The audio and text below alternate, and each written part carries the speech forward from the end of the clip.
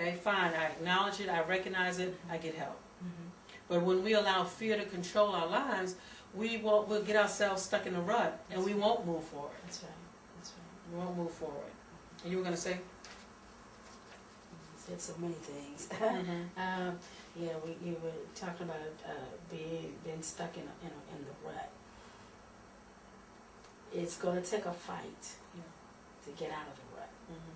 Okay. And to what I said before, if I'm going in the wrong direction, first of all, I need to recognize that I'm in the wrong direction. Mm-hmm. Then I have to decide what am I going to do to Right. go in the right direction. Right. Okay. So if you're dealing with fear, first of all, acknowledge it. You don't have to be ashamed of Right. it, but acknowledge it and then make some changes. You know, it says the Bible says that he which had begun a good work in us will perform it unto the day of Jesus Christ. Okay. So I can't make the change in myself, but I'm so thankful that God's got us all linked together like a chain. All right. So he's got different ones over here to be helped, got different ones. He's got specialists. He's got people that have already gone through some of the things that another person is going through to be able to tell you, you can make it. Mm-hmm. They're not words just to be said as a facade. They're real words. We can make it. And all of us had to start somewhere. Somewhere. That's right.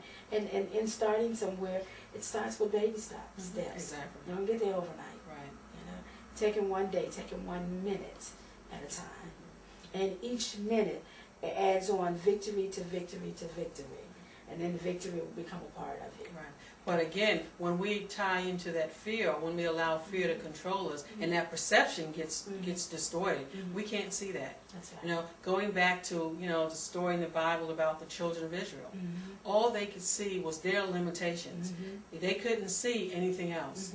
And when we become so focused only on our limitations or on our negative parts of ourselves, then that's all. We can't see anything else. Right. We can't move beyond that. All I can see is that, wow, I can't do anything right. We can't see the things that we can do right because we're stuck. We're focused on just what's in front of us. And what's in front of me is my feeling, how I'm feeling now about myself, which may or may not be true. So I'd say today, in the midst of that, from what she's saying, some of what brings in fear is murmuring and complaining. Right?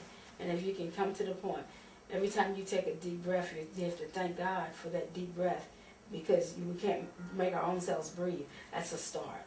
And just, breaking the mode, that old fear mode, that old murmuring, that complaining, that looking for negative, and begin to find something, even with ourselves. We can start with this human body, of taking one thing to thank God for, and then go to the next and to the next. I can't make myself breathe. I can't make myself see. I can't make myself hear. He's given me the ability to walk. He's given me a brain to be able to tell this body to move. Right. And just starting with the human body, and begin to thank God for those things that you have, for something we take so simple as fingers. But how much could we do without them? And begin to thank God for those little things, and it'll begin to. That's one way. Right. There's so many different ways, but that's one of the greatest ways. And that's a good point, because then it takes the focus off of us and puts the focus back on where it should be. Yes, absolutely. That's it's when we recognize that we are fearfully and wonderfully made, and that, well, if He made me, then He must have put something in me. But then I've got to tap in and find out what it is. Otherwise, I'm going to stay in fear. Exactly. And that being in fear, being behind that wall, keeps us from seeing what God has placed in us. It keeps us from seeing all that we can be. Because instead of finding ways to overcome the hurdles, we'll look at the hurdle and just stop right there. Oh, well, I can't do it. Well, oh, well, I can't read. Oh, well, I didn't get my diploma, or whatever it is. And then we start blaming other people for things that are not going right in our lives. Well, I would do it, but she didn't help me. I would do it, but the pastor didn't talk right to me. Or I would, whatever. It just keeps going on and on. When the reality is, it has to start with us. It has to start with the way we think. It has to start with the way we feel about ourselves and the things that we tell ourselves. That's right. Got to get rid of the excuses. Exactly. Okay. Next thing we have here, and going back to what we were talking about, thoughts. We have to strive for balanced thinking, a thinking that takes into account both the good and bad. And I think this is so important because a lot of times we talk about positive thinking. Well, positive thinking is really great, but positive thinking in itself may not be helpful. What's even more helpful is a balanced thinking, is one that takes into account both the good and the bad. That takes into account both the black and the white, you know, the right and the left, you know, understands that, yeah, I made a mistake, that's a fact. But then we also, it's not the end of the world. That's right. You know, an unbalanced thinking will say, oh gosh, everything is going wrong. Things are right, exactly. People, everybody's talking about it, and everybody doesn't even know you. Right? Things are always this way, and there are very few things that are always in everybody. You know, in everybody type of thing. I'm having a bad day. Right. And when we hear that, and we automatically look for it brings in the words itself brings in a negative or positive feeling. You know, I'm having a bad day. You're automatically looking for gloom of this day. I knew something else was going to go wrong. You know, expectations. Right, because if you're thinking negative all the time, sooner or later something will happen. That's right. You know, just by chance, something will happen. And it's not that things won't happen even if you don't think that way. But if you have a different type of mindset that no matter what happens, God and I can get through this, then you can learn from that. You can build on that which has happened and still get something good out of it. And that's it. The whole point is the perception. If my perception is that I can't do it, or my perception is that things will never go right, then it's going to be hard, like you said, to kind of get to see that, that things are not always. You know, it's true that right now I'm having a bad time, but things are not always bad. That's right. Things don't always have to stay this way. Yeah, and we spend more time magnifying negative things in our lives than we do those that are positive. And that takes some work to overcome that, because unfortunately many of us have had more experience focusing on the negative than we do the positive thinking. You know, there are some people who are naturally more optimistic. You know, there are some people who are naturally more, you know, exactly. You know, and the thing is, we have to work on that. You know, we have to strive for balanced thinking. So like you said, when something happens, it won't be the end of the world. So either way, it takes work. Right. Be it negative or positive, it takes work. But it's how productive do I want the work to be? Right. You know, and what do I want the productivity to be in? Okay. Next thing that we have here. Fear can cause us to be mind readers or fortune tellers. For instance, think about this. How do you really know, and I'm talking to the audience, how do you really know that things will not work out for you tomorrow? How do you really know? Well, we don't know. What we do is we meditate on everything that went wrong in the past, and then we think, okay, things went wrong in the past, well, things are going to go wrong tomorrow. And that doesn't necessarily have to be. Tomorrow is a new day. It hasn't even gotten here yet. That's right. You know, we can make some changes. If God is concerned about a little sparrow, that little bird, how much greater is He concerned about us? You know, and since He already knows the destiny for my life, nowhere have I read where He said worry about tomorrow. Okay. So it's, you know, what if I'm going to be worried about tomorrow when I feel like I'm the one that's in control? All right? But if I recognize that it's really God that's in control, then I can trust Him to take me through the next minute even, before I even get to tomorrow.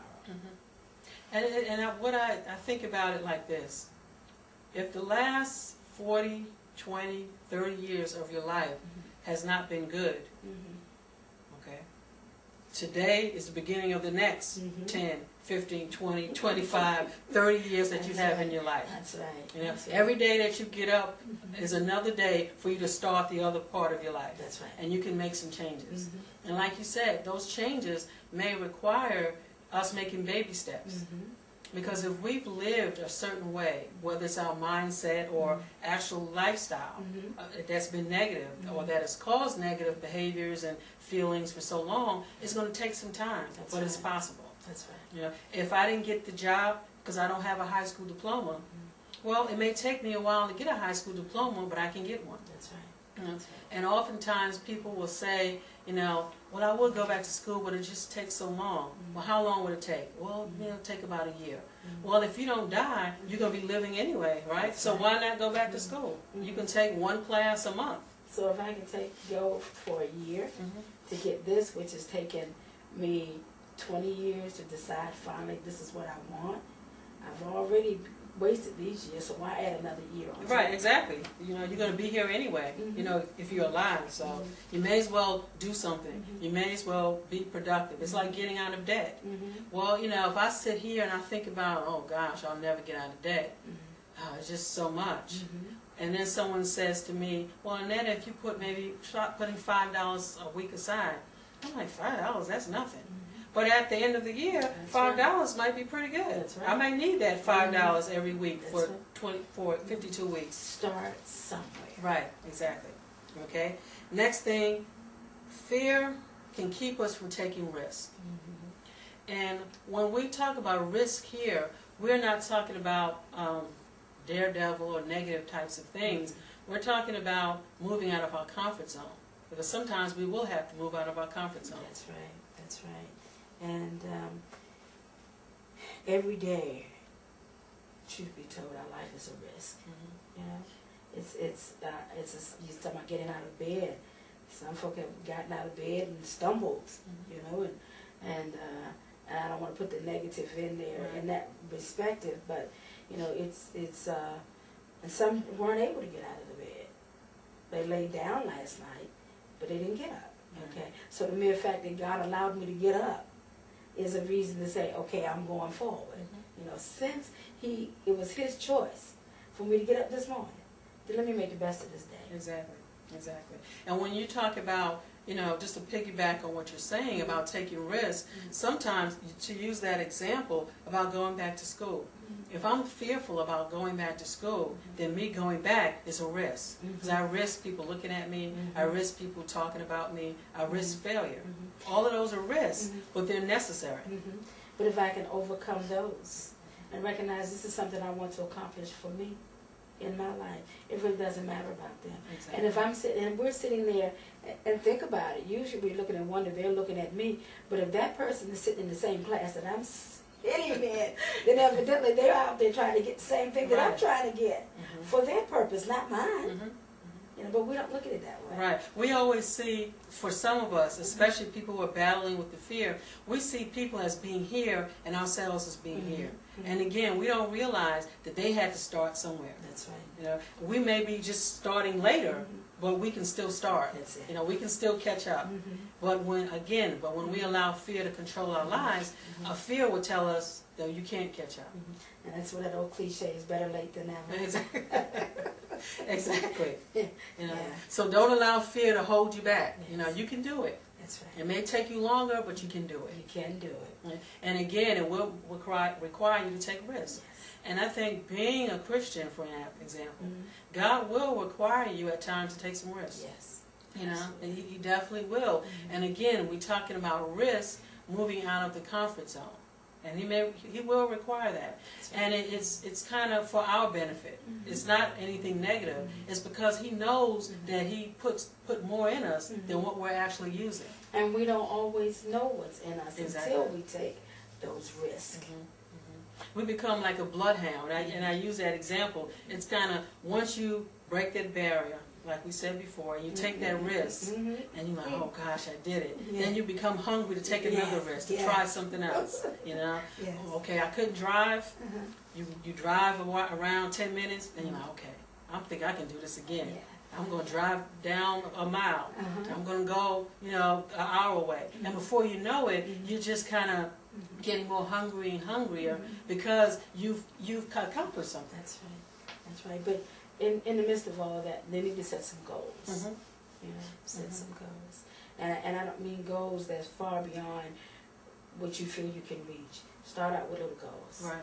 And just the fact that you accomplished that little goal will make you want to make well, if I can do this, maybe I can work on that. Right. But it's, again, the key is getting started. Right. Because when we think about Moses, when Moses was initially called, he wanted Aaron. He wanted to rely on Aaron. But someone made a good point. You don't really read anywhere in the scripture where he actually used Aaron. No. You really don't. It's kind of, he wanted Aaron to go with him because he said he stuttered. And he said that he didn't feel that he could do it. But you don't really read anywhere where he actually said, okay, I can't do this. All right, Aaron, you go ahead and do it. No, because when he crossed the Red Sea, the Lord said, Moses, what do you have? Exactly. And that's it. Once he saw the power of God, he was like, oh shoot, he forgot all about his weaknesses. And that's it. We want people to understand that once you see what's in you, once you begin to experience what's in you, then you're like, oh wow, man, I can do this. This is doable. With fear, or allowing fear to hold us back, will can keep us from seeing that. And like you were saying, taking those small steps. I may have a fear, let's say, of going outside. And there are some people listening to us who have that fear. And again, like you said before, if that's the type of fear that you're dealing with, there's nothing wrong with going to see someone. Again, whether it's a psychiatrist, psychologist, a counselor, to kind of deal with that, to help you get through that. There's nothing wrong with that. But once you begin to, okay, I'm going to get up, I'm just going to go check my mail. That's a start. Okay, you've checked your mail, you've done that for a while. You know what? I'm going to go walk down to the end of the block. That's a start. That's a great start. Exactly.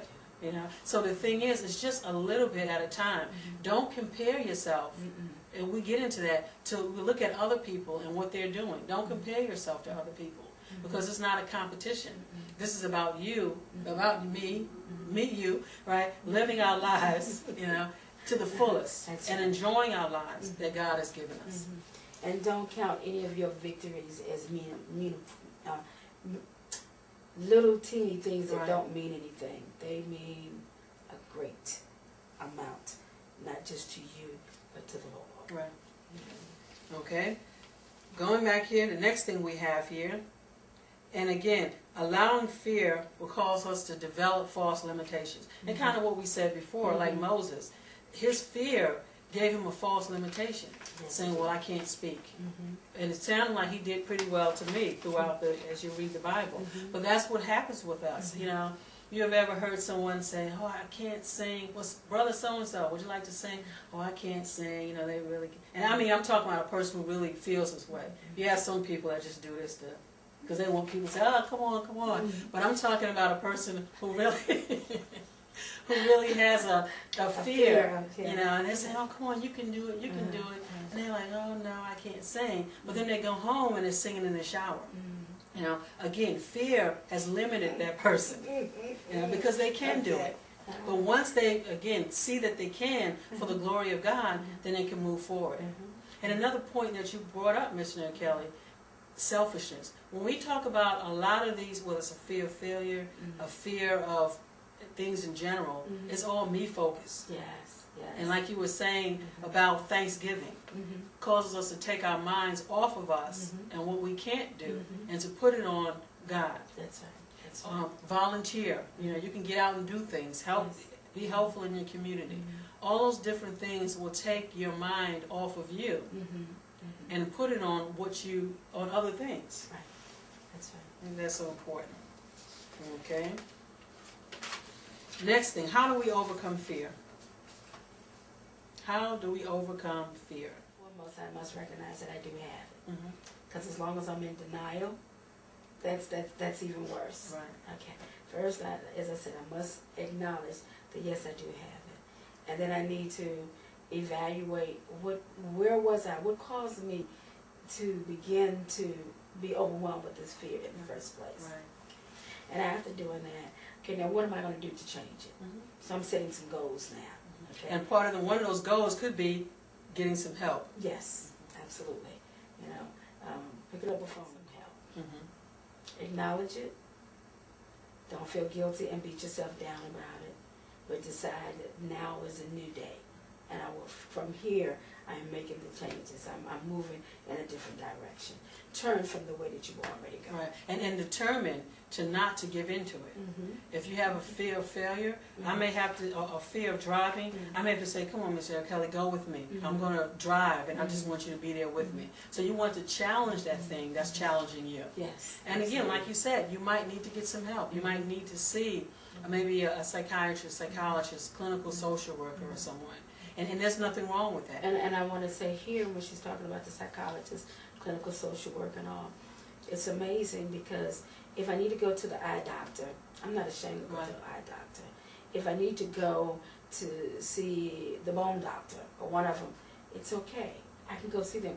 But when we talk about going to see a therapist, a doctor, a clinical social worker, when we're dealing with mental situations and emotional situations, we don't want to go. Then we get embarrassed, we're overwhelmed with it. And it's just important. And most things, and I shouldn't say most, all the things that we see going on, not just in my life, in Sister Arnetta's life, but in all of our lives, they're all led by a thought. Okay? Thoughts, feelings, and behaviors go together. That's it, absolutely. So if I need some help to get my thoughts in order, to get my behaviors, my feelings in order, then I need to do what's necessary so that I can live a victorious life. And the thing is, some of you may say, well, you know, I'm a faith person. I'm a person of faith. There's nothing wrong with having your faith and still going to get some help. That's right. And there's nothing wrong with that. The Bible says faith without works is dead. Right. So again, the two are not in competition. That's right. You know, seeing whether it's a psychiatrist as well as reading your Bible or going to church or being a person of faith, like you said, they can work together. That's right. And every good and perfect gift Come from God. Exactly. Anyway. That's right. So challenge. Another thing we can do is begin to challenge those thoughts. And again, just because a thought comes to our mind doesn't mean that it's necessarily true. That's right. You know, what do you mean by that? Example, I may be walking down the street and I may see you and I say, hey, how you doing, Miss Kelly? And you don't speak to me. And the first thought comes to my mind, she doesn't like me. But why doesn't she like me? Because she didn't speak to me. Now, it may be true that you didn't speak to me. It may be true that I'm thinking that she don't like me. But just because I'm having those thoughts don't mean that's the reality. That's right. The reality is maybe you had earphones on, you didn't hear me. Or maybe you were preoccupied with other things. So just because a thought comes to our mind doesn't mean that it's true. We have to begin to challenge thoughts. We have to begin to say, okay, where's the evidence for what I'm thinking? Okay, is this just coming from me or is this really the reality? We have to begin to do that. And we'll say to our audience, and I will say to our audience, are you focusing so much on your limitations that you can't move forward? Are you focusing so much on your limitations that you can't be all that God would have you to be? And if you are, you need to begin to make some changes. And if you can't do that by yourself, and there's nothing wrong with that, it's okay to seek help. And if you tell your own self, I was designed to be a winner. I am somebody. And last thing I'd say is that God already has told us that we're precious in His sight. And anything that is precious, you take care of. Right. All right. So He's ready to take care of you. He just needs us to surrender our ways, our ideas to Him. This has been It's Getting Better All the Time, Mental Health Outreach, with your hosts, Arnetta and missionary Corrine Kelly. Thank you. Have a good week and good night.